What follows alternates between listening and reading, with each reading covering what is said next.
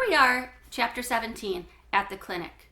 I'm going to break this chapter into two parts because it's a little bit of a longer chapter, and I want to make sure that your focus is on the words that are in this chapter. So I want you to pay attention. I'm going to read part 1 today and then part 2 tomorrow.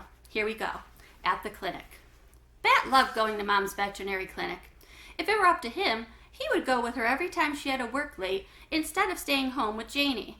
But Mom said that as much as she loved having Bat at work with her, all his questions sometimes kept the vet techs from doing their job.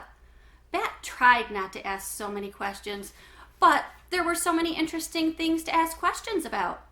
Today you can help Lawrence with bats, Mom told Bat as she drove him the 3 miles from the Saw-Wet school to the small brick building marked Valerie Tam, DVM.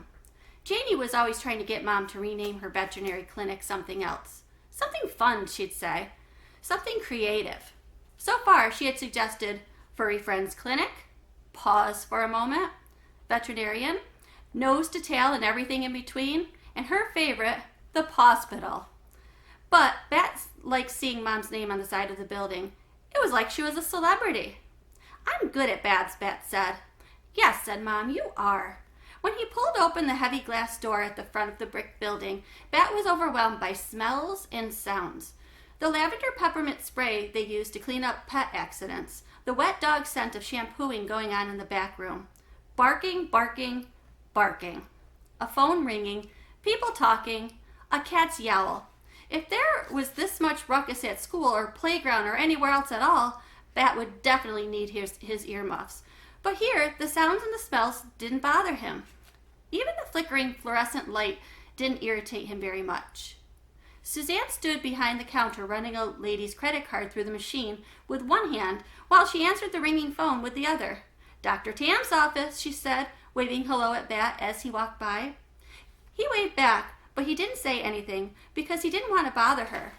It used to be that he didn't notice if people were busy with other things, but he was way better now. At least, he usually was. An old lady, old like a grandmother, sat on the bench in the waiting room. She held a box on her lap. Bat stopped in front of her. "What kind of animal do you have in the box?" "It's my cat Pickles," the lady said. "He's not feeling 100%. "What are his symptoms?" Bat asked. "Are you the veterinarian?" the lady asked.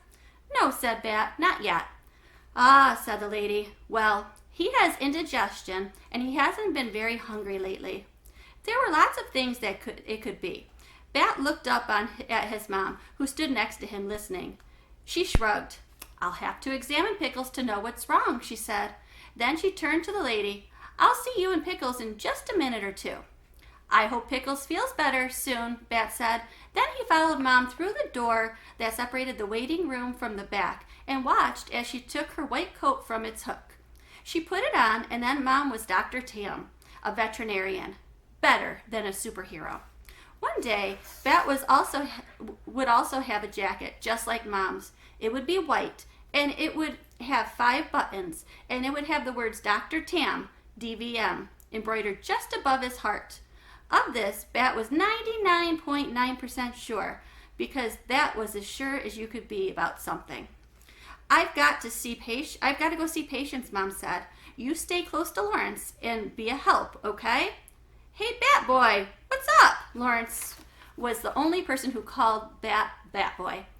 "Mom rescued a skunk kit, and we're raising it. She says we have to give him to a rescue in a month. Well, 3 weeks now, but I'm going to change her mind. We named him Thor," Bat said.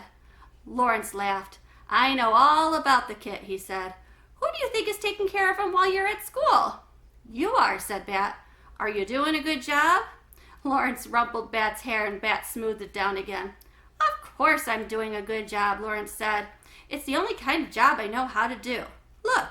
He reached into the neck of his shirt and pulled out the strangest necklace Bat had ever seen. It was made of t-shirt material and ended in a little pouch just big enough for cradling a skunk kit. "Is Thor in there?" Bat asked. Lawrence nodded. "Yep, the little guy seemed kind of lonely in the kennel. So I made a sling for him out of one of my old t-shirts last night. See? Snug as a bug in a rug." Lawrence opened the pouch so Bat could see inside. There was Thor, curled into a little sleeping ball. Check it out. And that's where I'm going to stop at this chapter. So, a couple of things. He's on quite an adventure being at the veterinary clinic. I want you to think about if you've ever been to a veterinary clinic, and if you have, what did you notice while you were there? And if you haven't been to a veterinary clinic before, what do you think it's like? Do you think it's as Bat described, or do you think there might be some different things that you would see or different smells that you would smell? So think about that, and then tomorrow we're going to read the second half of this chapter. Thanks for joining me.